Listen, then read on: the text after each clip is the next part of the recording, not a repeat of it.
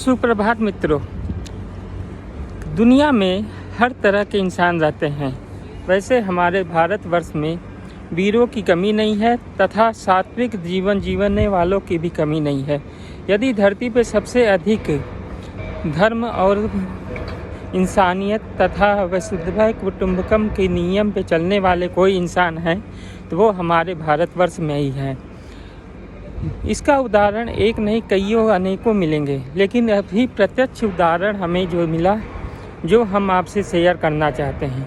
एक तरफ राजनीतिक दल जो केवल स्वार्थ सिद्धि के लिए सब कर्म करते रहते हैं और अपनी सत्ता और अपने लिए ही जीवन में आगे बढ़ने की नीति अपनाते रहते हैं, वहीं दूसरी तरफ समाज और धर्म और जीवन कल्याण तथा मानव कल्याण के लिए अपने जीवन को व्यापक करने वाले और पूरे संसार में अपनी अच्छाई को फैलाने वाले लोग भी इस संसार में इस भारत भूमि पे हैं। महाकुंभ, जिसका आयोजन हमेशा से ही धार्मिक संस्थाओं तथा यहाँ के गुप्त रूप से स्वयंसेवकों द्वारा किया जाता रहा है, वही महाकुंभ का इस बार पहली बार सरकारी देखभाल के अंतर्गत और सरकारी अनुष्ठान के रूप में मनाया जा रहा है।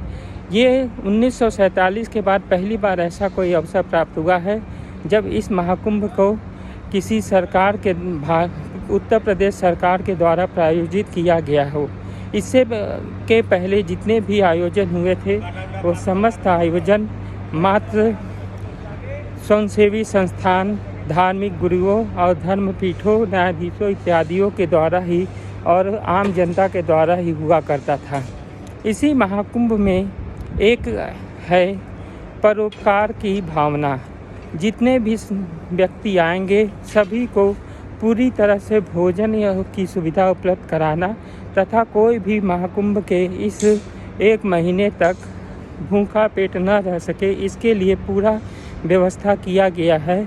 जो कि एक नहीं अनेकों ऐसे संस्थान हैं जो अन्न दान करने के लिए अपने रीति के अनुसार, अपने सनातनी धर्म के अनुसार अपना कर्तव्य निर्वहन कर रहे हैं। उसमें सबसे प्रमुख जो आया है, जो देखने को मिला है, वो है ओम नमः शिवाय संस्थान। जी हाँ, ये ओम नमः शिवाय संस्थान का नाम पहली बार मैं अपने जीवन काल में सुना हूँ, जो सबसे बड़ा लंगर अर्थात भक्तों के लिए प्रसाद का विवरण की व्यवस्था किए हुए हैं।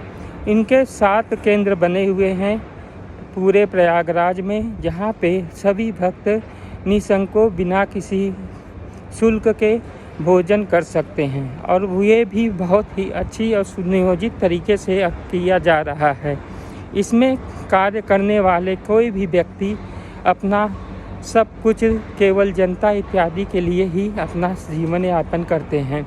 इस संस्था के द्वारा प्रत्येक दिन 30 लाख इंसानों को भोजन कराने का पूरी तरह से व्यवस्था की गई है। इसी तरह कोई एक और संस्था है तो वो थी अस्थाई संस्था नहीं, पूरी तरह से स्थायी संस्था थी, वो है लंगर। जी हाँ, पंजाब के स्वर्ण मंदिर विश्व का सबसे बड़ा लंगर है, जहाँ पर श्रम दान देकर इंसान अपने भोजन और प्रसाद को प्राप्त कर सकते हैं। लेकिन ये संस्था द्वारा बनाया गया प्रयागराज में जो व्यवस्था की गई है, इसके अलावा और भी कई संस्थाएं हैं, जैसे अन्नपूर्णा, वैष्णव धर्मशाला, भोजनालय इत्यादि करके यदि गिनती किया जाए तो वो कम से कम हजारों से ज़्यादा हैं। इस तरह के लोगों के द्वारा ही हमारा सनातन धर्म हमेशा से आगे बढ़ता रहा है और अपनी पूरी पहचान पूरे विश्व में स्थापित करता गया है।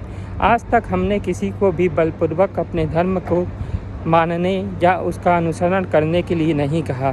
स्वेच्छा से सभी इसमें आते हैं।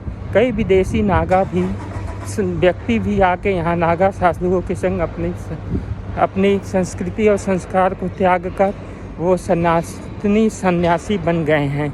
इन लोगों के द्वारा किया गया ये कार्य अत्यंत ही सुखदायी तथा मानव कल्याण के लिए एक अग्रसर करने वाला कदम है। ये सभी कोई छोटे मोटे ज्ञानी नहीं बल्कि आज के भौतिक इतिहास में या भौतिक जीवन काल में सबसे अधिक ज्ञान के बड़ी बड़ी डिग्रियां प्राप्त करने के उपरांत अपने स्वेच्छा से संन्यास का धारण किए हैं तथा संन्यास और सनातन को धारण करके ये अपना जीवन एक योगी की तरह बिता रहे हैं। इसमें कई बीटेक एमटेक तथा 40-50 लाख की पैकेज को छोड़ने वाले हजारों ऐसे सन्यासी मिल जाएंगे जिनका विवरण देखा जाए तो कई आजकल के लोग दांतों तले ही उंगली दबा लेंगे।